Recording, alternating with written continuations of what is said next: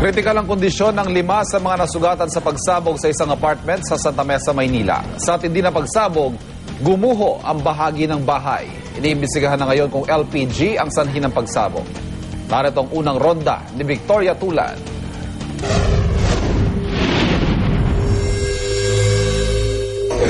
Lapnos ang balat, sunog ang buhok, at hindi makabangon ang 32 taong gulang na si Federico Labaw matapos magkaroon ng pagsabog sa apartment na kanilang tinutuluyan. Isang tangke raw ng LPG ang naiwang nakabukas kaya nangyaring insidente pasado alas 7 kagabi sa Manga Street, Santa Mesa, Maynila. Wasak ang pader, bumagsak ang kisame at nagkabasag-basag ang salamin dahil sa insidente. Ayon kay Labaw na nakakonfine sa Santa Ana Hospital, nasa second floor sila ng anak at asawa nang bigla silang makarinig ng pagsabog mula sa unang palapag. Nilalagyan ko ng diaper yung anak ko. Nung nilalagyan ko ganyan, biglang sumabog lang sa ilalim.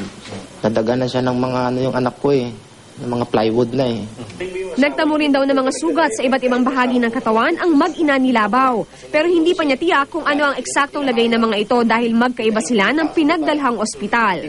Ang 1 taong gulang na si John Ervic Ednilan kinailangan tahiin sa ulo ng 3 beses.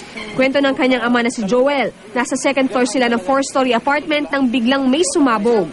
Yung anak ko, naghiwalay kami, tumalsik doon sa may hagdanan, doon sa ground floor. Ako naman, din doon sa kabila. Nagamot din sa Santa Ana Hospital ang 5 buwang buntis na si Joanna Cañada at ang 9 taong gulang na si Rosemary Nieto. Mga kapitbahay lang daw ang dalawa pero nadamay pa rin sila. Isang residente naman ang dinala sa Jose Reyes Memorial Medical Center matapos magtamo ng 70% body burn. May na-inhale sila na flame, so which can cause inflammation ng airways.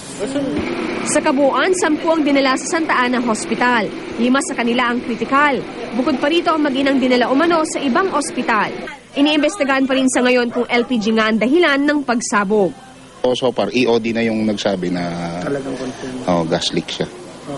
Ito ang unang balita mula sa Maynila. Victoria Tulad, reporting.